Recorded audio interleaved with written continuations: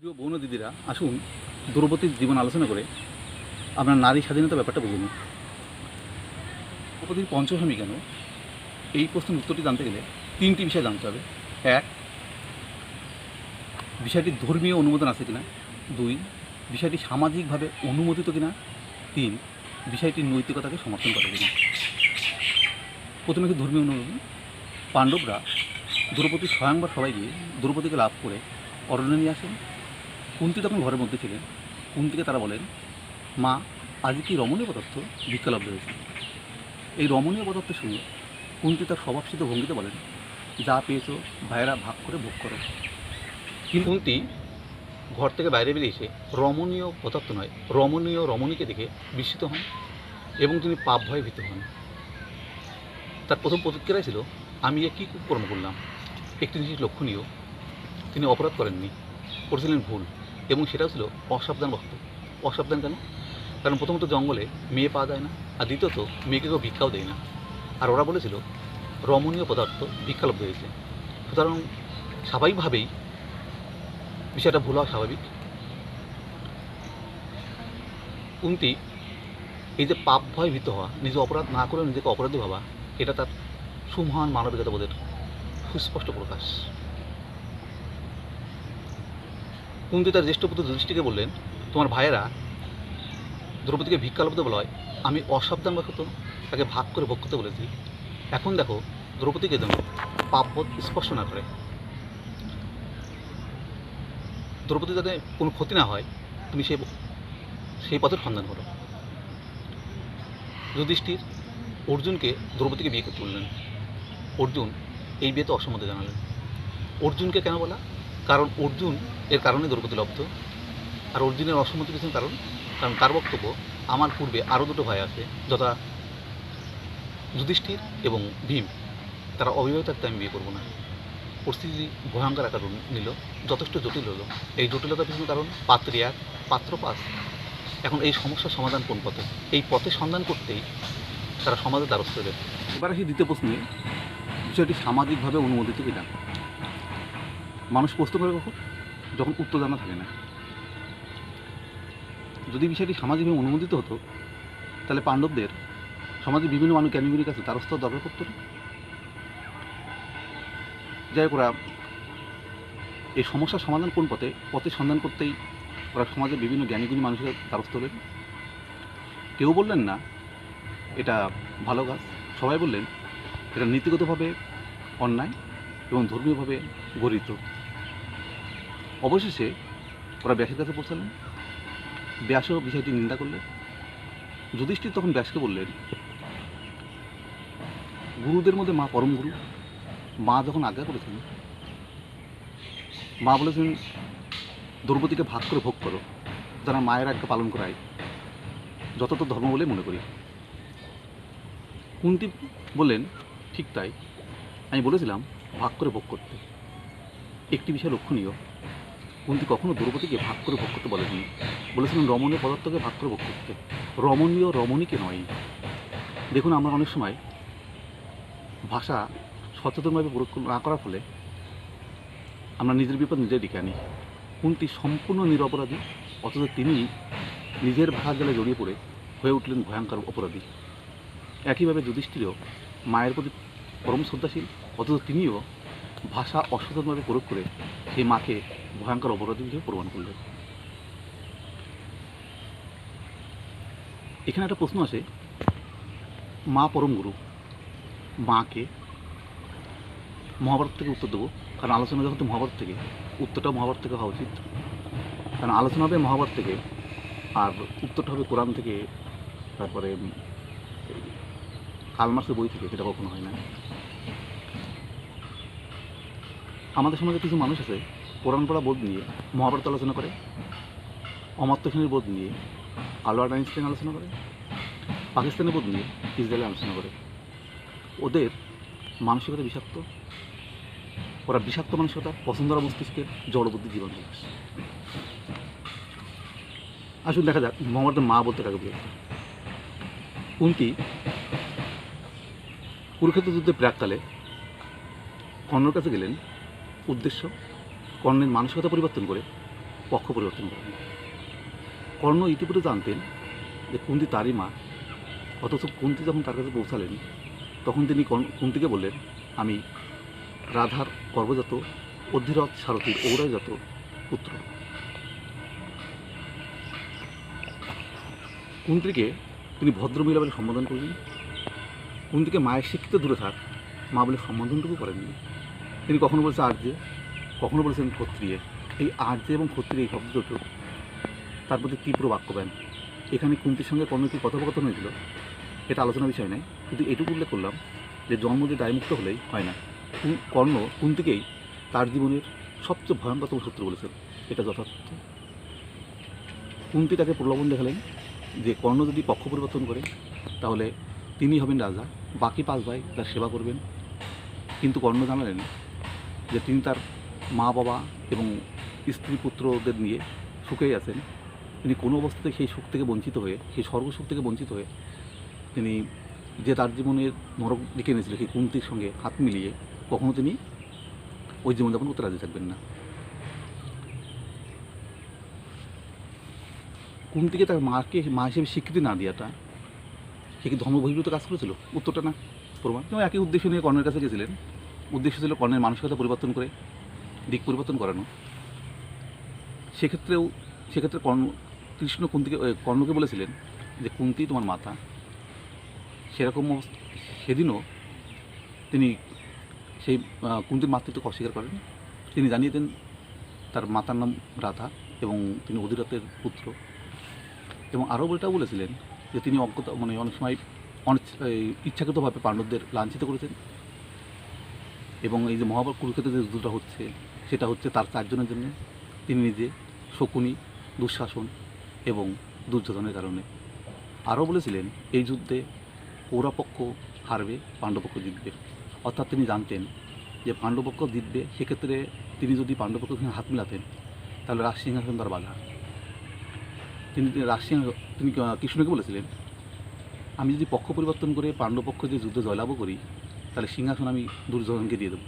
অর্থাৎ তিনি সিংহাসনের মোহে এই যুদ্ধটা করেননি, কারণ সিংহাসনের প্রতি তার ন্যূনতম মায়া মমতা ছিল না লোভ লালসা। কৃষ্ণ কর্ণকে কুন্তীকে মাতৃত্বে মা বলে স্বীকৃতি না দেওয়ার কারণে তাকে কখনো তিরস্কার করেননি। কুরুক্ষেত্রের যুদ্ধের সময় যখন কর্ণের রথের চাকা মাটিতে বসে যায়, কর্ণ অর্জুনকে বলে ক্ষণকাল অপেক্ষা করো, রথের চাকা মাটি থেকে তুলে নিই, তারপরে যুদ্ধ করো। এরকম পরিস্থিতিতে অসহায় শত্রুকে হত্যা করা ধর্ম বহির্ভূত। কৃষ্ণ তখন তাকে তার কর্ণের ইতিপূর্বে অনেক অধর্ম আচরণের নিন্দা করেন এবং তাকে তখন স্মরণ করে দেন তখন কোথায় ছিল তোমার ধর্ম। এই সময়ও কৃষ্ণ তাকে বলেননি যে তুমি তো তোমার মা গর্ভধারিণী মাতা, কুন্তীকে তো মা শিখিতে যাওনি, তুমি তো কুলাঙ্গার, পাপিষ্ঠ, এগুলো কিছুই বলেননি। কারণ মহাপ্রাণ কৃষ্ণ জানতেন যে দায়িত্ব পালন না করার অর্থ নিজের মনুষ্যত্ববোধকে অস্বীকার করা, মানবিকতা বোধকে অস্বীকার করা, নিজেকে মানুষ বলে অস্বীকার করা। তা কুন্তী কর্ণের প্রতি যে আচরণ করেছে সে আচরণ কখনো মানবোচিত নয়, এমনকি পশুচ্যুত নয়। পশু মাতাও তার সন্তানকে জন্ম দিয়ে দায়মুক্ত হয় না, তার প্রতি কিছু কর্তব্য করে। কিন্তু কুন্তী দেবী মাতা দূরে থাক, মানবতা নয়, তিনি পশু মাতার অধম। সুতরাং কুন্তীকে যে বলেছেন যে তুমি আমার জীবনের সবচেয়ে বড় শত্রু, এটা যথার্থ। রবীন্দ্রনাথের কর্ণকুন্তী সংবাদ আপনারা পড়েছেন অনেকে। এই কবিতাটা অত্যন্ত ফেমাস এবং এই কবিতাটা শিক্ষা প্রতিষ্ঠানে পড়ানো হয়, আমিও পড়েছি। আমি যখন পড়াশোনা করতাম তখন আমিও পড়েছি। আসলে এই কবিতাটা মানবতার উপর আঘাত, শিক্ষার উপর আঘাত, সভ্যতার উপর আঘাত।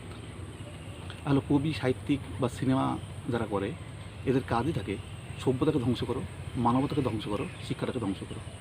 এরা শিক্ষার শত্রু, মানবতার শত্রু এবং সভ্যতারও শত্রু। কর্ণ কুন্তীর সঙ্গে যে কথোপকথন হয়েছে এটা কর্ণ বলেছে আক্রোশ ভরে। কেন? কুন্তী তার মাতা নয়, শত্রু। সুতরাং শত্রুর সঙ্গে যে ধরনের আচরণ করা উচিত কর্ণ সেই আচরণটাই করেছেন। এবং সেখানে তিনি তেজস্বী এবং তার আচরণ ছিল বীরদৃত্ত। মহাভারত বীর রসে মহাগ্রন্থ। রবীন্দ্রনাথের কর্ণকুন্তী সংবাদে সেটা হয়েছে করুণ রসের ভুতুরে কবিতা। তাছাড়া মহাভারত ছিল আক্রোশ, রবীন্দ্রনাথ সেটাকে এনেছে অভিমান। আক্রোশ আমরা প্রকাশ করি তার প্রতি যে আমাদের শত্রু, সেখানে ঘৃণা থাকে। আর অভিমান তার প্রতি দেখানো হয় যিনি আমাদের প্রিয়জন। অনেক সময় আমরা প্রিয়জনের অনাদরসূচক আচরণে ব্যতীত হয়ে অভিমানটা করি।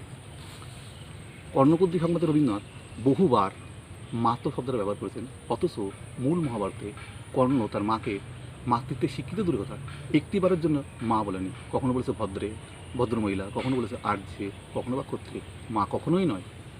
অথচ রবীন্দ্রনাথ এর বিকৃত মানসিকতার ফসলে দাঁড়িয়েছে কর্ণকুব্জি সংবাদ। এই কবিতাটি অত্যন্ত নিন্দনীয় একটা কবিতা, কারণ এটা মানবতাকে ধ্বংস করে, সভ্যতাকে ধ্বংস করে। এবার আসি, এত গেল জন্মদাতা ছেলের প্রতি কর্তব্য না করা, যাদের জন্ম দেননি তাদের প্রতি। মাদ্রির দুই পুত্র নকুল ও সহদেব, এই নকুল ও সহদেবের প্রতি তার আচরণটা ছিল নিজের পুত্র সমতুল্য। আরেকজন এখন বাদ থাক, সে দ্রৌপদী, যিনি অন্য মায়ের গর্বে যত, তার সম্পর্কে আমি এরপরে কোনটি কী ভাবছেন সেটা পরে জানাবো। সেই জানানোর পর আপনারা বুঝতে পারবেন যে মা পরম গুরু তখনই হন তিনি যদি দেবী মাতা হন তবেই। তিনি রাক্ষসী মাতা, পশু মাতা হলে কখনো নয়। কিন্তু আমাদের সমাজে এই জ্ঞানী চতুষ্পাদগুলো, যারা বুদ্ধিজীবী মানবতাবাদী বলে নিজেদের প্রচার করে এবং দালাল চামচা দ্বারা বাজাজাত হয়, এই শয়তানগুলো নারী লিঙ্গ থাকলেই তাকে মাতৃত্ব, তার উপর মাতৃত্ব আরোপ করে, শুধু তাই না, দেবী মাতা পর্যায়ে উন্নীত করে। দেবী মাতা হওয়াটা কঠিন কাজ। আমাদের হিন্দু ধর্মে মানুষকে প্রমাণ করতে হয়, প্রমাণ বিমুখ, প্রমাণ ছাড়া কাউকে সে আচার্য, তাকে প্রমাণ করতে পারে তুমি আচার্য, তবে সমান পাবে। মা, তুমি প্রমাণ করো মা, তবে সমান পাবে। আমাদের হিন্দু ধর্মের নিয়মই হচ্ছে অধিকার হবে অর্জিত, আরোপিত নয়। কিন্তু আমাদের সমাজে উল্টো কেস, শিক্ষকরা বলে আচার্য দেব ভাবো, আচার্য হলে তবেই সে তাকে সম্মান বা শ্রদ্ধা, অন্যথায় নয়। যাই হোক, কেউ যখন কোনো সিদ্ধান্ত নিতে পারলেন না, তখন যুধিষ্ঠির সিদ্ধান্ত নিলেন দ্রৌপদীকে 5 ভাই মিলে বিয়ে করবে। এখন প্রশ্ন, দ্রৌপদী এই বিয়েতে না বলতে পারতেন কিনা? আসলে জীবনটা কার? দ্রৌপদীর। স্বাভাবিকভাবে সেই জীবনের প্রধান দায়িত্ব কার? দ্রৌপদীর।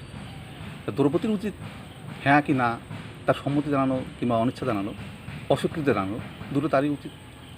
কারণ জীবন যখন তার, মূল ভাবনাটা তার থাকা উচিত। এখন মানুষ না বলতে পারে কখন? যখন তার ব্যক্তিত্ব থাকে।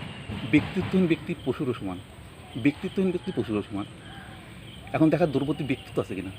যদি ব্যক্তিত্ব থাকে তাহলে না বলার একটা মূল্য আছে। ব্যক্তিত্বহীন ব্যক্তির না হ্যার মধ্যে কোনো পার্থক্য নেই। একমাত্র ব্যক্তিত্ব সম্পন্ন মানুষই নার মূল্য আছে, হ্যারও মূল্য আছে। এখন দেখা যাক দ্রৌপদী ব্যক্তিত্ব সম্পন্না নারী কিনা। প্রথমে কি যুধিষ্ঠির প্রসঙ্গে, যুধিষ্ঠির কিন্তু দ্রৌপদীর সম্পর্ক। যুধিষ্ঠির ধর্মজ্ঞানী, মহাভারতে সবথেকে বেশি জ্ঞানী মহাভারতে বলা হয়েছে যুধিষ্ঠিরকে, আর অন্যদিকে জ্ঞান ভীষ্ম। এই যুধিষ্ঠিরের জ্ঞান কৌরব পাণ্ডব সব পক্ষ দ্বারা স্বীকৃত। দুর্যোধন টাইপের কিছু, দুর্যোধন দুঃশাসন এই টাইপের কিছু মানুষ বাদে এই যুধিষ্ঠিরের প্রতি নতমস্তক। মহাভারতের সর্বশ্রেষ্ঠ বীর যে ভীষ্ম, যিনি জ্ঞানে এবং শক্তিতে দুই ক্ষেত্রেই মহাভারতের সর্বশ্রেষ্ঠ বীর হিসেবে উল্লেখিত, তিনিও যুধিষ্ঠিরের প্রতি শ্রদ্ধাশীল। এই ভীষ্ম সম্পর্কে একটা কথা বলে রাখি, এই ভীষ্মকে বলা হয়েছে মহাভারতের সীমান্ত বৃক্ষ। আপনারা সীমান্ত বৃক্ষের ব্যাপারটা যারা জানেন না বা বোঝেন না তাদের বলি, বৃক্ষের কাজ কি? মাটিকে শক্তভাবে আটকে ধরে রাখা, যাতে ভূমিক্ষয় না হয়। একইভাবে সীমান্ত বৃক্ষ মানে সীমান্তটা, মানে গোটা রাজ্যটাই সুরক্ষিত। দুর্যোধনের ভাষা অনুযায়ী যে সূচের অগ্রভাগে যে পরিমাণ ভূমি সংলগ্ন হয় সেই পরিমাণ ভূমিও দেব না। ঠিক এই সীমান্ত বৃক্ষ ভীষ্ম উপস্থিত থাকাকালে গোটা সীমান্ত, মানে সূচের অগ্রভাগে যে পরিমাণ জমি বৃদ্ধ হয় সেই পরিমাণ জমিও অরক্ষিত নয়। ব্যাপারটা এইভাবে বুঝুন। ধরুন আপনার বাড়ি 10 কাঠা জমি আছে, আপনি তেজস্বী মহিলা, স্বাভাবিকভাবে আপনি যতক্ষণ জীবিত আছেন বা আপনি ওই সম্পত্তির সঙ্গে সম্পর্ক রেখেছেন, ততক্ষণ আপনার শত্রুরা সূচের অগ্রভাগে যে পরিমাণ জমি বৃদ্ধ হয় সেই পরিমাণ জমি দখল করতে পারবে না। কিন্তু আপনি যখন সরে যাবেন বা জমির সঙ্গে সম্পর্ক রাখবেন না, তখন দেখবেন আজকে ছিল 10 কাঠা, কালকে হবে 9 কাঠা, কাল প্রতিদিন হবে 6 কাঠা, তারপরে হয়তো থাকবেই না। এই সীমান্ত বৃক্ষ বিশ্বকে বলা যথার্থ, কারণ মহাভারতে এটা প্রমাণিত সত্য। তিনি জ্ঞানে যুধিষ্ঠিরদের এগিয়ে, কারণ যুধিষ্ঠিরা এর কাছ থেকে জ্ঞান শুনতে গেছিল কুরুক্ষেত্র যুদ্ধের পরে। আর শক্তিটাও ইনিই সেরা, কারণ মহাভারত যুদ্ধে একেই মারতে যথেষ্ট শক্তি ব্যয় করতে হয়েছিল এবং অম্বাসারাকে মারা সম্ভবই ছিল না। তা এখনও ব্যক্তিও যুধিষ্ঠিরের প্রতি শ্রদ্ধাশীল এবং যুধিষ্ঠিরের পক্ষ অবলম্বনকারী। এইরকম একজন মানুষকে দ্রৌপদী তার ধর্মজ্ঞান নিয়ে প্রশ্ন তুলেছেন। কী কী বলেছেন আগে শুনে নিই। তিনি যুধিষ্ঠিরকে বলেছেন, তুমি যদি দৈবের পরে ভরসা রেখে নিশ্চলয়ে বসে থাকো, তাহলে কাঁচা মাটির পাত্র যেমন জলের মধ্যে বিলীন হয়ে যায়, এভাবে একসময় ধ্বংস হয়ে যাবে। দ্বিতীয় কী বলেছেন, দৈবের পরে বিশ্বাস করে যারা ফল লাভ করে সেটা তার নিজের নয়, যেটা নিজে শক্তি প্রয়োগ করে লাভ করে সেটা তার নিজের। সুতরাং তুমি পৌরুষাকার অবলম্বন করো, অর্থাৎ তুমি তেজস্বী স্বাধীনচেতা হও, নিজের আত্মশক্তি প্রকাশ করে আত্মমুক্তি লাভ করো এবং আমাদের মুক্ত করো। আর কি বলেছেন ভগবান পিতামাতার মতো স্নেহশীল নয়, তিনি দুর্বৃত্তের পক্ষে, যে কারণে দুর্বৃত্তরা সুখে আছে, আর ভদ্রলোকের বিপক্ষে, যে কারণে আমরা কষ্টে আছি। সুতরাং তোমার উচিত শক্তি প্রয়োগ করে প্রতিপক্ষকে ধ্বংস করে দেওয়া। এইসব কথা শুনে যুধিষ্ঠির দ্রৌপদীকে বললেন, দ্রৌপদী, তুমি নাস্তিক্য ভাব ত্যাগ করো, ঈশ্বরকে বিশেষভাবে জানার চেষ্টা করো এবং তুমি ঈশ্বরমুখী হও, দেখবে মুক্তি একসময় পাবে। আসলে যুধিষ্ঠিরের মানসিকতাটা ছিল, লাথি খেতে খেতে মরে যাব, তবু ঈশ্বর ছাড়বো না, ও ঈশ্বর সব কিছু করবেন। দ্রৌপদীর বক্তব্যটা অন্য, ঈশ্বর সব কিছু করবেন না, আমরা করবো, ঈশ্বর হয়তো তাকে সহযোগিতা করতে পারে। এই প্রসঙ্গে আপনাদের একটা কথা বলে রাখি, হিন্দু ধর্মে ঈশ্বর সাহায্য করে না, সহযোগিতা করে। উদাহরণ, আপনি উপনিষদে যান, সেখানে দেখবেন দেবরাজ ইন্দ্রদের সঙ্গে যখন অসুরদের লড়াই হয়, তখন ব্রহ্মা দেবরাজ ইন্দ্রদের পক্ষে নিয়ে অসুরদের পরাজিত করে। অর্থাৎ লড়তে হয়েছিল দেবতাদের, সহায়ক ভূমিকা নিয়েছিলেন ঈশ্বর। আবার মহাভারতের দিকে আসুন, লড়তে হয়েছিল পাণ্ডবদের, কৃষ্ণ সেখানে সহায়ক ভূমিকা নিয়েছিলেন। ব্যাপারটা এরকম, উদ্ভিদকে যদি জীবনদায়ী ফলবতী বৃক্ষ হতে হয়, তাহলে যেমন সূর্যের আলো আত্মস্থ করতে হবে, শুধু আত্মস্থ করলে হবে না, নিজের আত্মশক্তি বহিঃপ্রকাশ করতে হবে। অর্থাৎ শিশু উদ্ভিদ সূর্যের আলো আত্মস্থ করে আপন আত্মশক্তি বহিঃপ্রকাশ করে শৈশবের অসহায় জীবন থেকে মুক্তি লাভ করে যৌবনে স্বনির্ভর জীবনদায়ী ফলবতী বৃক্ষ হবে। ঠিক একইভাবে হিন্দু ধর্মটাও ঠিক এরকমই, ভক্তকে কাজ করতে হবে। ঈশ্বর এখানে সূর্য, ভক্ত শিশু উদ্ভিদ, অর্থাৎ ভক্তকে এগিয়ে দিতে হবে, ঈশ্বর শুধুমাত্র তাকে সহযোগিতা করবে। মানে সাহায্য করার ব্যাপারটা হিন্দু ধর্মে নেই। আপনারা এই ব্যাপারটা যদি মহাভারতের বিষয়টা বুঝতে চান, তাই ইসরায়েলকে দেখুন। ইসরায়েলে মহাভারতের বাস্তব রূপটা দেখতে পাবেন। যেন মহাভারতে কৃষ্ণের যে ভূমিকা ছিল, ইসরায়েলের মোসাদ একই ভূমিকা পালন করে। আমার পরের ভিডিওটা হবে আইনস্টাইনকে নিয়ে এবং ইসরায়েলকে নিয়ে। আপনারা আশা করি সবাই দেখবেন ওটা, কারণ দেখলে আপনাদের মানসিকতা পরিবর্তন হবেই। সুতরাং দ্রৌপদীর বক্তব্যই ছিল, তুমি তেজ অবলম্বন করো, শত্রুপক্ষে পরাজিত করো, আমাদের অধিকার ছিনিয়ে আনো। সূর্য যদি তেজ না থাকতো, তা পৃথিবী সারা জীবন অন্ধকারে থাকতো। সূর্য তেজ প্রয়োগ করে বলেই পৃথিবী আলোকিত হয়। তা মানুষ যদি তার মধ্যে তেজ না প্রয়োগ করে, তাহলে সারা জীবন সে নিজে অন্ধকার স্থানে থাকবে এবং অন্যদেরও সে অন্ধকার টেনে আসবে। কারণ যে আলোর পথে দিশারি, যেমন আইনস্টাইন, তিনি চলছেন না, লক্ষ লোককে সেই মুক্তিপথে নিয়ে যাচ্ছেন। আবার তিনি ধ্বংসশক্তি, যেমন আমার থেকে, উনি ওরকম তার থেকে বেশি লোককে ধ্বংসপথে নিয়ে যায়। মানুষ আলোর পথে যায় খুব কম সংখ্যক, কিন্তু অন্ধকারের পথে মানুষ বেশি যায়। মানুষ আত্মহত্যা করতে ভালোবাসে, আত্মমুক্তি লাভ করতে খুব বেশি মানুষ চায় না। যে কারণে আমাদের সমাজে আইনস্টাইন নাম শুনলে পালিয়ে যাবে, কিন্তু অমর্ত্য সেনের নাম শুনলে লক্ষ লোক লাইন দেবে। দ্রৌপদী চাইলেন যুধিষ্ঠিরের যে ধ্বংসাত্মক মানসিকতা, অর্থাৎ আত্মহত্যা করার যে মানসিকতা এবং অন্যকে হত্যা করার যে মানসিকতা, শুধু নিজে আত্মহত্যা করতে তা না, যুধিষ্ঠির যদি যুদ্ধ না করে নিজে যে মরবেন তা নয়, অন্য 5 জনকে মারবেন, এই ধ্বংসাত্মক মানসিকতাকে সৃষ্টিমুখী করা, এটাই ছিল তার লক্ষ্য। মহাভারতে বিদুলা নামে একটা উপাখ্যান আছে। এটা যদি বিদুলা চরিত্র নয়, কিন্তু ঘটনা হচ্ছে এটাই, বিদুলা ও দ্রৌপদীর মতো মানসিকতা সম্পন্ন। যদি কখনো সম্ভব হয় বা আপনারা চান, তার বিদুলা আর তার পুত্র সঞ্জয়কে নিয়ে একটা দীর্ঘ আলোচনা হবে, অনেক সময় লাগবে। মহাভারতে যে কোনো সিনে আলোচনা করতে অনেক সময় লাগে। সেখানে বিদুলারও একই বক্তব্য।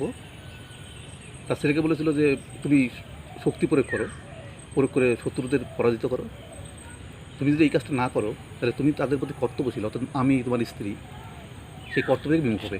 আমরা ভিখারির মতো জীবনযাপন করবো। তা ভিখারির মতন জীবনযাপন করার থেকেও মরে যাওয়া ভালো।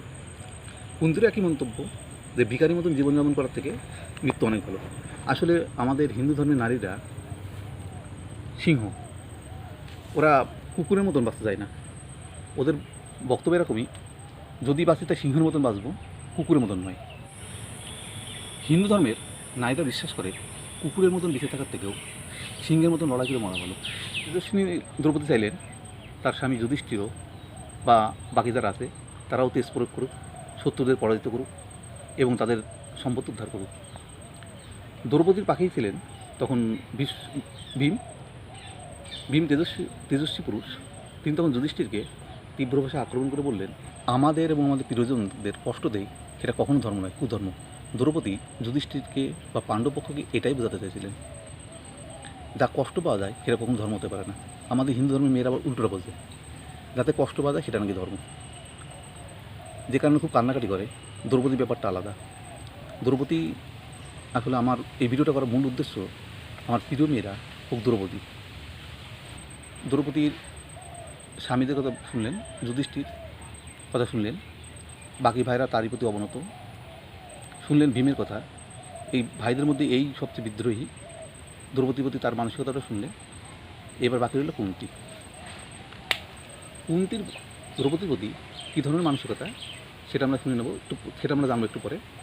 তার আগে জেনে নিই যে দ্রৌপদী কতক্ষণ তেজস্বী ছিলেন সেটা কৃষ্ণের সঙ্গে তার সম্পর্ক দেখে বুঝতে পারব। প্রবাল তেজস্বিনী এবং সুমহান ব্যক্তিত্বের অধিকারী দ্রৌপদীর সঙ্গে কৃষ্ণের সম্পর্কটা দেখুন। এই সম্পর্কটা আপনাকে লজ্জিত করবে, গর্বিত করবেন না। আমার বিশ্বাস আমার প্রিয় মেয়েরা দ্রৌপদীর আদর্শ অনুসারী হবে। কুরুক্ষেত্রের যুদ্ধের প্রাককালে দ্রৌপদীর কাছে কৃষ্ণ এলেন এই যুদ্ধে তার মতামত জানতে। দ্রৌপদী কৃষ্ণ কখনো আদেশ, কখনো বা উপদেশ, কখনো বা কৃষ্ণকে ওদের দেবতা সেটা প্রমাণ করতে বললেন। কী বললেন? আদেশ দিয়ে কী বললেন? বললেন পাণ্ডব কৌরব রাজসভায় গিয়ে যদি ওরা আমাদের রাজ্য ভাগ বেঁধে রেখে সন্ধি করতে চায়, তুমি সন্ধি করবে না। উপদেশ কী দিলেন? বললেন অবদ্ধকে বধ করলে যে পাপ হয়, বদ্ধকে বধ না করলে কী পাপ হয়। এখানে বদ্ধ কারা? ওরা পক্ষ। বদ্ধ কেন? কারণ ওদের সম্পত্তি জোর করে কেড়ে নিয়েছে। ওদের সম্পত্তি কেন? কারণ পাণ্ডু এবং ধৃতরাষ্ট্র দুই ভাই, হিসাব মতো দুই ভাইয়ের সন্তানদের মধ্যে জমি সম্পূর্ণ জমি অর্ধেক হতে ভাগ হবে, কিন্তু অর্ধেক তো দূরের কথা, 5টা গ্রাম দিতে ওরা রাজি হচ্ছে না। দুর্যোধনের মানসিকতাই যে সুসের অগ্রভাগে যে পরিমাণ জমি বিদ্ধ হয় সেই পরিমাণ জমি সর্বনা বিনা যুদ্ধে। আর কৃষ্ণত্বকে নিয়ে প্রশ্ন করলেন, বললেন তুমি যদি সত্যি দয়াশীল হও, আমার প্রতি তোমার যদি দয়া থাকে তাহলে ক্রোধ তুমি বর্ষণ করো। কৃষ্ণ পাল্টা জবাবে কী বললেন? বললেন দ্রৌপদী আজ তুমি যেমন কাঁদছ, অনতি বিলম্বে কৌরব রমণীদের সেরকম কাঁদতে দেখবে। দ্রৌপদীকে দেওয়া কৃষ্ণের কথা কৃষ্ণ অক্ষর অক্ষরে পালন করেছিলেন। মহাভারত যুদ্ধের মূল কারণ দ্রৌপদী এবং তার দুই সহযোগী ছিলেন কৃষ্ণ এবং কুন্তি। এই দ্রৌপদী প্রসঙ্গে কুন্তি কী মত? কুরুক্ষেত্র যুদ্ধের প্রাককালে কৃষ্ণ কুন্তির কাছে গেলে যুদ্ধে তার অভিমত কী, তিনি কী বলেন এবার শুনুন। তিনি বললেন কৌরব রাজসভায় যখন দ্রৌপদীকে আনা হয় তখন তুমি সহ আমার 5 পুত্র এখানে উপস্থিত ছিল, কিন্তু তোমরা কেউই প্রিয় নও। কেন? প্রিয় যদি হতে তাহলে এই অবস্থা প্রতিকার করতে। ভেবে দেখুন, দ্রৌপদী পরে গর্ভজাত মেয়ে, অথচ তার প্রতি তার কী সুবিশাল মমতাবোধ। নিজের ছেলেদেরও বলছেন যে তার প্রতি কোনো মায়া দেয় নেই, যদি থাকতো প্রতিকার করত। 2 বলছে কৌরব রাজসভায় যখন দ্রৌপদী লাঞ্ছিত হয় সেটা ছিল আমার জীবনের সবচেয়ে দুঃখের দিন। এমনকি আমার পুত্রদের কাছ থেকে রাজ্য কেড়ে নেওয়া হয়েছে, তাদের বনবাসে পাঠিয়ে নরক জীবনযাপন দেওয়া হয়েছে। আমি এত দুঃখ পাইনি যতটা পেয়েছিলাম দ্রৌপদীর এই লাঞ্ছনা দেখে। এই ঘটনা ঘটার পরেও আমার পুত্রদ্বয় যথা অর্জুন এবং ভীম জীবিত আছে, ধিক্কার জানায়। ভাবুন অবস্থা, অর্জুন এবং ভীম তারই গর্ভজাত পুত্র। আপনারা জানেন কুন্তির 4 পুত্র, কর্ণ, যুধিষ্ঠির, ভীম এবং অর্জুন, আর মাদ্রির 2 পুত্র নকুল ও সহদেব। উনি নকুল সহদেবকে বললেন না, বললেন তারই দুই প্রিয় পুত্র অর্জুন এবং ভীম জীবিত আছে। পরের মেয়ের জন্য নিজের সন্তানকে উৎসর্গ করতেও তিনি দ্বিধাবোধ করছেন না। এমনকি তারা এখনও পর্যন্ত প্রতিকার করছেন না কেন, এমনকি নিজের জীবন দিয়ে, সেটা তার কাছে প্রশ্ন, শুধু প্রশ্ন মানে সাধারণ প্রশ্ন নয়, এটা অত্যন্ত বিরক্তিকর প্রশ্ন যে ওরা এখনও জীবিত আছে কেন যদি প্রতিকার না করতে পারে। এরপরে কি বললেন সেটা শুনুন। বললেন তুমি অর্জুনকে যে বলো দ্রৌপদী যে পথ, দ্রৌপদী পথে অনুসরণ করতে, পথ দেখায় কে যে শ্রেষ্ঠ। এখন দ্রৌপদী কোন গুণে শ্রেষ্ঠ? বিদ্যাতে মহাভারতে এমন কোনো প্রমাণ নেই যে পাণ্ডবদের থেকে তিনি বিদ্যা বেশি। শক্তিতে মহাভারতে এমন কোনো প্রমাণ নেই যে তিনি পাণ্ডবদের থেকে শক্তিতে বেশি। তাহলে কোন গুণের জন্য পথ দেখাবেন? তিনি শ্রেষ্ঠ কেন? তিনি পথ দেখাবেন ব্যক্তিত্বের কারণে। কারণ দ্রৌপদী বাদ রেখে বাকি সকলেই ছিল ব্যক্তিত্বহীন। যে ভীম এত তেজস্বী, সেই ভীমও যুদ্ধের সময় এক নয় বেঁকে বসেছিল। কৃষ্ণ তাকে ওই ধ্বংসাত্মক মানসিকতা থেকে আবার তার মানসিকতা পরিবর্তন করে আবার যুদ্ধমুখী মানসিকতা করে। একটা প্রশ্ন এখানে আসে, কুন্তী অর্জুনকে কেন বলতে বললেন? প্রশ্ন তুলবেন কেন? অর্জুনকে স্বামী না, ওর 5 স্বামীর মধ্যে যাকে খুশি তাকে বলতেই পারে না। উনি খাবার না, এটা যে 5 স্বামীকে যাকে খুশি বললেন খাবার নিয়ে আসে। এটা জীবন এবং মরণের প্রশ্ন, অর্থাৎ জীবনের সবচেয়ে ভয়ঙ্করতম প্রশ্ন এটাই। অর্থাৎ সেই প্রশ্নটা করতে বলে, সেই উত্তরটা মানে সেই বিষয় নিয়ে তিনি বললেন অর্জুনকে বলতে। কারণ অর্জুন আর যুধিষ্ঠির মধ্যে পার্থক্য কোথায়? অর্জুন মতামত জানাতে পারে কিন্তু সিদ্ধান্ত নিতে পারবেন না। অপরদিকে যুধিষ্ঠির সিদ্ধান্ত নেওয়ার মূল দায়ী। অর্থাৎ যুধিষ্ঠির সিদ্ধান্ত নেবেন যুদ্ধ হবে কি হবে না, অর্জুন শুধু মতটা জানাতে পারবে। এখন যিনি শুধু মতটা জানাতে পারবেন তাকে বলা কেন? ব্যাপারটা এরকম যে প্রধানমন্ত্রীকে না বলে সে প্রধান সেনাপতিকে বলা কেন? কুন্তিকে জবাব দিচ্ছেন। কুন্তি বলছেন যে অর্জুনই তার সবচেয়ে বড় বীর এবং এই পারবে যে প্রতিপক্ষ শেষ করে দিতে। মনে রাখবেন এই অর্জুনের সারথীর নাম কিন্তু কৃষ্ণ। এবার ভেবে দেখুন দ্রৌপদীর প্রতি তার মানসিকতা তিনি কোন পর্যায়ে নিয়ে গেছেন, যেখানে তার শ্রেষ্ঠ বীরকে পথ দেখা মানে শ্রেষ্ঠ বীরের শিক্ষক হিসেবে তাকে নিয়ে তুলেন। অর্থাৎ অর্জুনের পথ হবে দ্রৌপদীর পথ। আপনারা এতক্ষণ ধরে যে আলোচনা শুনলেন তাতে বুঝতে পারলেন দ্রৌপদী প্রবল তেজস্বিনী নারী, প্রবল ব্যক্তিত্ব সম্পন্ন মহিলা। এই মহিলা তার বিয়ের সময় না বলতে পারতো না। এবার দ্বিতীয় কথা, না বললে হয় না। যাদের প্রতি না বলবে তাদের রক্ষা করাটা দায়িত্ব থাকে। যেমন ধরুন আপনার বাড়িতে আপনি তেজস্বিনী মহিলা, আপনি আমার শ্বশুর বাড়ি কিংবা বাপের বাড়িতে আপনার ভিন্ন মত প্রকাশ করলেন, কিন্তু সেই মতকে শ্রদ্ধা জানানোর মতন মানসিকতা কত বাঞ্ছনীয়। এখন সেই মানসিকতা আছে কিনা দেখতে হবে। ইতিপূর্বে যুধিষ্ঠিরের সঙ্গে তার কথোপকথন শুনলেন। যুধিষ্ঠির দ্রৌপদীকে কখনোই অপমান করেননি। তিনি তার প্রতি বিনম্র হয়ে বলেছেন যে তুমি নাস্তিক ভাব ত্যাগ করো, তুমি ঈশ্বরকে বিশেষভাবে জানার চেষ্টা করো, ঈশ্বরের প্রতি শ্রদ্ধাশীল হও, ঈশ্বর তোমাকে মুক্তি দেবে, এই ভাষাটা ব্যবহার করেছে। আবার তেজস্বী ভীমের ব্যাপারটা দেখলে যে সেখানে ও দ্রৌপদীর পথটাকেও শ্রেষ্ঠ মানে যথাযথ পথ বলে মনে করছে। বোধ বলে মানে ব্যক্তিত্ব বলে কিছু থাকো, এই ব্যক্তিত্ব থেকে আপনি আমার বিবেকের কাছে প্রশ্ন করুন, এবার দ্রৌপদী যদি না বলতেন এই বিয়েটা কী করে হতো? কারণ তারা ধর্মভাবে সবসময় ভীত থাকে। আপনি দেখলেন কুন্তী কোনো অপরাধই করেনি, অথচ তিনি ভাবছেন যে তারই কারণে অপরাধ না তা করেন ঠিক আছে, কিন্তু তারই কারণে দ্রৌপদীর জন্য ফলভোগ না করে। যদি ফলভোগ করে সেটা হবে তার জীবনের সবচেয়ে ভয়ঙ্কর ব্যাপার। আবার যুধিষ্ঠির তিনি সবসময় ঈশ্বর প্রতি মন মানে পরিস্থিতি যাই হোক না কেন ঈশ্বর ছাড়বো না, ধর্মের পথে চলবো। এখানেও মানুষরা যারা ধর্মকে আঁকড়ে ধরে বাঁচতে চায় তারা সামান্য একটা দ্রৌপদীর জন্য, একটা মেয়ের জন্যে তারা ধর্মকে অস্বীকার করে হিংস্র মানসিকতা পরিচয় দেবে। এটা তার বিবেক বলে কিছু আছে, সে বিশ্বাস করে। তার বিবেকহীন বোধশূন্য প্রাণীগুলো এগুলো বিশ্বাস করে।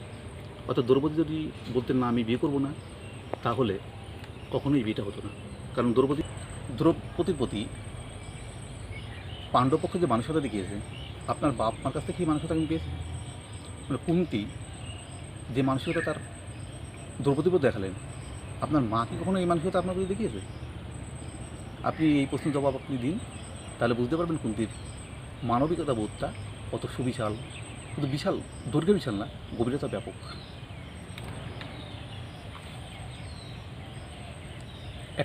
আরও একটা জিনিস দেখুন, কুন্তী নিজের ছেলেদের থেকেও ন্যায়বোধটাকে বেশি প্রাধান্য, নিজের মানে রক্তের সম্পর্ক থেকেও ন্যায়বোধটাকে বেশি প্রাধান্য দেয়। যে কারণে দ্রৌপদীর প্রতি যে অবিচার অনাচার এটা প্রতিকার না হওয়ার জন্য তিনি তার সন্তানের মৃত্যু পর্যন্ত কামনা করছেন যেখান এবং বেঁচে আছে কেন সেই প্রশ্নটা তাকে বিব্রত করে তুলছে। সুতরাং দ্রৌপদী যদি এই বিয়েতে না বলতেন কখনোই বিয়ে চলত না। দ্রৌপদী যথেষ্ট ব্যক্তিত্বশালী নারী, তিনি এই বিয়েতে না বলতেই পারতেন। অর্থাৎ এই বিয়েটা হয়েছিল দ্রৌপদীর পূর্ণ সম্মতিতে। আর একটা ঘটনা বলি আপনাদেরকে, আপনারা তো জানেন না, হিন্দু ধর্মে নারীদেরকে সুবিশাল মূল্য দেওয়া হয় এবং নারীরাও ছ্যাবলামি ফাজলামি ইতরামি নোংরামি কুকুর প্রবৃত্তি পরিচয় দিয়ে বিয়ে করে না। যেমন আমাদের সমাজে প্রচুর মেয়ে আছে নোংরামি তাদের ধর্ম। এরা কী করে, কোনো পুরুষকে পছন্দ হলে তার সঙ্গে সম্পর্ক তৈরি করে এবং গর্ভবতী হয়ে সেই পেট নেচিয়ে সেই ছেলেকে বিয়ে করতে বাধ্য করে। এই মেয়েদের আমি কুকুরের থেকে বেশি ঘৃণা করি। আমার বিশ্বাস এই মেয়েরা আমার ইউটিউবগুলো থেকে দূরে থাকবে। আর এই ভিডিওটা যারা মাতৃভাবাপন্ন তাদের কাছে গ্রহণযোগ্য হবে, আর নারীদের কাছে বিরক্তির কারণ হবে। নারী এবং মাতা আলাদা। সব নারী মাতা নয়, কিন্তু সব মা নারী। কারণ জন্ম দিতে গেলে নারী হতেই হয়, কিন্তু কর্তব্য করতে গেলে নারীত্ব ছেড়ে মাতৃত্ববাদে উন্নত হতে হয়। মানুষ যখন জন্মায় তখন মানুষের আকৃতিতে জন্মায়, কিন্তু মানুষের প্রকৃতি জন্মায় নেয়। মানব প্রকৃতি অর্জিত আরোপিত নয়। জন্মক্ষেত্রে মানুষের আকৃতি পাওয়া যায়, প্রকৃতি পাওয়া যায় না। মা মানুষের প্রকৃতি দান করেন। মা তো এখন সূর্যের মতন, আর সন্তান শিশু উদ্ভিদের মতন। ইতিপূর্বে সূর্য এবং শিশু উদ্ভিদের ব্যাখ্যাটা দিয়ে দিলাম, দ্বিতীয়বার দুষ্প্রয়োজন। যুধিষ্ঠির যখন বলেছিলেন মাতা পরম গুরু, আমি তখন বলেছিলাম যে বাকিদের ব্যাখ্যা দিয়েছিলেন, শুধুমাত্র বাকি ছিল দ্রৌপদী।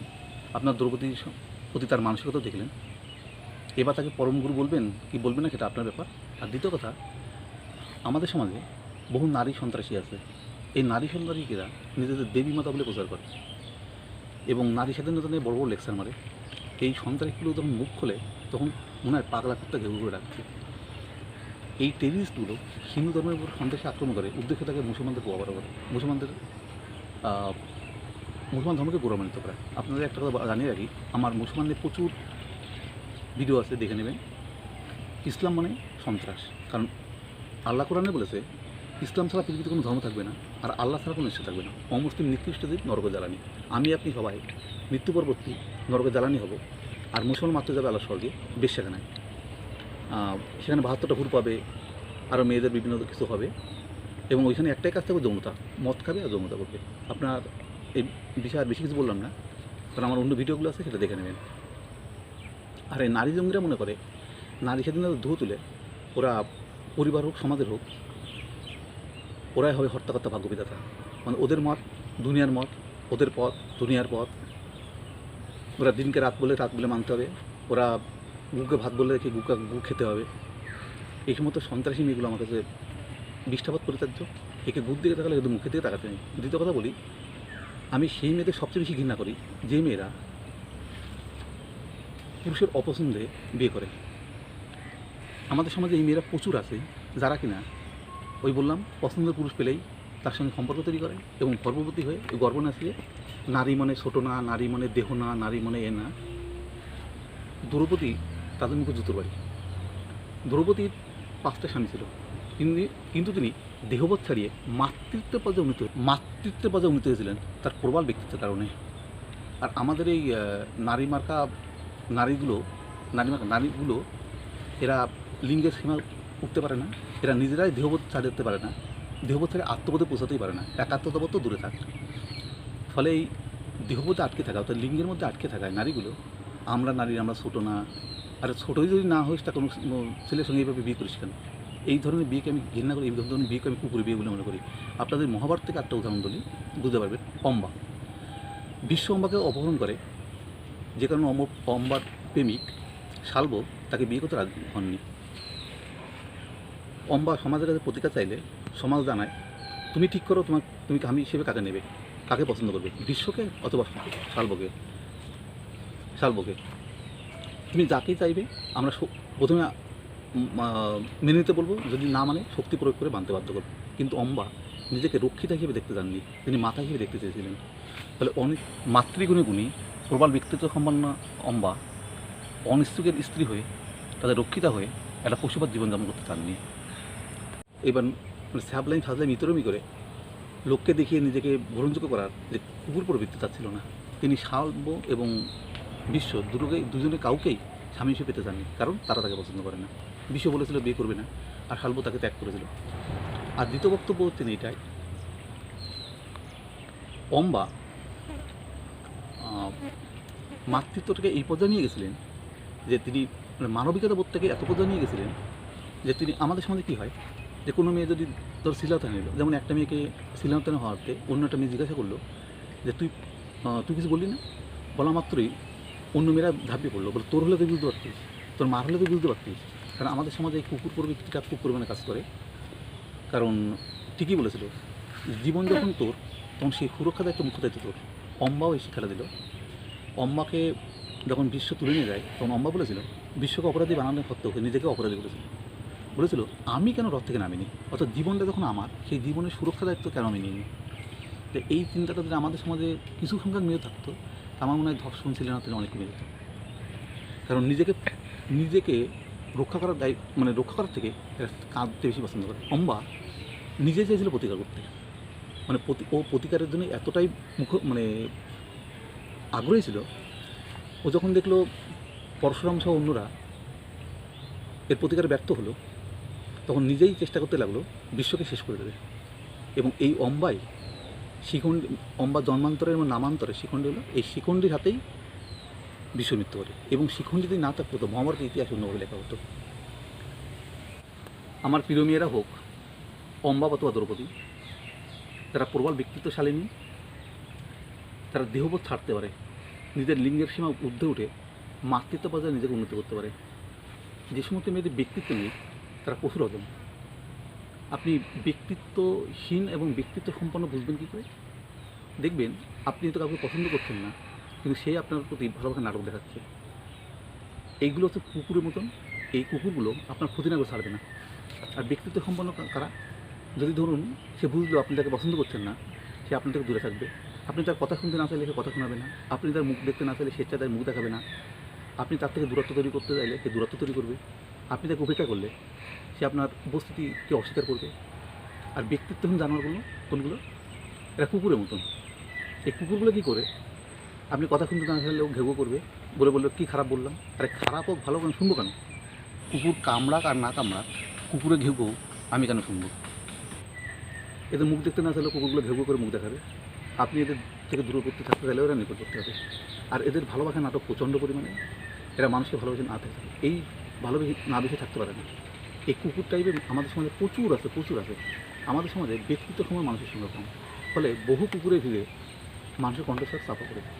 দেখবেন আপনি যদি ব্যক্তিত্ব সম্পন্ন হন, আপনার কথা শোনালে কোনো অবস্থা, কিন্তু ব্যক্তিত্বহীন হলে আমাদের সমাজে যেমন তার বন্ধু বান্ধব আত্মীয়স্বজনের কিছুর অভাব নেই। আপনি যদি ব্যক্তিত্ব সম্পন্ন নারী হন, দেখবেন আপনার প্রচারটা বা প্রসারটা বা গ্রহণযোগ্যতা খুব তলানিতে। আপনি ব্যক্তিত্বহীন হন, দেখবেন একটা জিনিস, আপনি ধরুন বিয়ে করলেন, আপনি ব্যক্তিত্ব সম্পন্ন নারী, প্রধান একটা ব্যক্তিত্ব সম্পন্ন পুরুষের সঙ্গে বিয়ে করলেন, বিয়েটা হলো মানুষের বিয়ে। সেখানে ধরুন আপনি সাদামাটা খাওয়াবেন বা সাদামাটা কিছু করবেন, ডাক্তার হোক, ইঞ্জিনিয়ার হোক, শিক্ষক হোক, নিন্দা করবেন, ও ফালতু খাইয়েছে। কিন্তু আপনি ব্যক্তিত্বহীন হন, কোনো ছেলেকে পছন্দ করুন, সেই ছেলের সঙ্গে শারীরিক সম্পর্ক করে পেটে বাচ্চা বানিয়ে বলুন ও আমাকে বিয়ে করতে চাইছিল, এবার জোর করে তার সঙ্গে বিয়ে করুন। দেখবেন আপনার বাড়িতে কুকুর যত, তার থেকে বেশি লোক আসবে ডাক্তার, ইঞ্জিনিয়ার, এরা। এই কুকুরগুলো খেতেই বেশি পছন্দ করে। এই কুকুরগুলো মনে করে খাওয়াটাই সব। অর্থাৎ ব্যক্তিত্ব হলেন আর ব্যক্তিত্ব না হলেন তাতে কিছু দেখা যায় না। আপনাকে একটা কথা বলি, এক ডাক্তার ব্যক্তিত্ব সম্পন্ন, তার কাছে এক মহিলা যায় না। এই মহিলা যায় এক ব্যক্তিত্বহীন শয়তানের কাছে। সেই শয়তান ভালোবাসার নাটক করে দীর্ঘদিন ধরে তাকে নরক যন্ত্রণা দিয়ে যাচ্ছে, এই মহিলা হুঁশ হয় না। অবশেষে এক মহিলা তার বাড়িতে এলেন, তিনিই বললেন চল ওই ডাক্তারের কাছে। তিনি জোর করে নিয়ে গেলেন, অনতিবিলম্বে তিনি সুস্থ হয়ে পড়লেন। পরে বললেন দিদি কত টাকা গেল, কত কষ্ট করলাম। বলে করবি তো। আবার আরেকটা ঘটনা বলি, এক শিক্ষক হস্তে ফিরিত করে বলে দাদা আমি আর আপনি এক। কুকুরগুলো আমাদের সমাজে জনগণ নামক কুকুরগুলো বসে বসে শুনে। এবারে এক জায়গায় ভাষণ দিতে গেলেন, গিয়ে দেখলেন জনগণ এতটা নিকৃষ্ট যে দুইজনকে সমান জ্ঞান করে, ভাত আর গুড়ের মধ্যে পার্থক্য যেমন কুকুর বোঝে না এরা বোঝে না, এই গুখে কুকুরটাগুলো দুইজনকে সমান জ্ঞান করলো। তিনি সেদিন থেকে সিদ্ধান্ত নিলেন এই কুকুর জনতার সামনে কোনো ভাষণ নয়, কারণ এই কুকুরগুলো ভাত আর গুড়ের মধ্যে পার্থক্য বোঝে না, সুতরাং দুইজন মধ্যে পার্থক্য বোঝে না। কিন্তু ওই লোকটা বড় দুঃখ, আমি ওকে ভালোবাসি, আমরা একসঙ্গে থাকি, দুইজনই মাস্টার, আর দুইজন শিক্ষক বটে, কিন্তু তার মধ্যে তারতম্য আছে। ব্যক্তি স্বতন্ত্র, ব্যক্তির মধ্যে পার্থক্য থাকে। এই কুকুর জনতাকে বোঝাবে আর এই কুকুরটাকে কে বোঝাবে? আপনাদের ব্যক্তিত্ব সম্পন্ন যদি না হন, তাহলে আপনার বেঁচে থাকার থেকে মরে যাওয়া অনেক ভালো। আর দ্বিতীয় বক্তব্য, এরপর আমি আপনাকে পরের ভিডিওটা করব আইনস্টাইনকে নিয়ে। আপনারা অবশ্যই ভিডিওটা দেখবেন, কারণ ওই ভিডিওতে আপনার জীবন পরিবর্তন হবে বিশ্বাস করি। ব্যক্তিত্ব কাকে বলে, মানবতা কাকে বলে, শিক্ষা কাকে বলে, উদারতা কাকে বলে, সভ্যতা কাকে বলে, মানুষ কাকে বলে, এই সব কথার উদাহরণ আইনস্টাইন।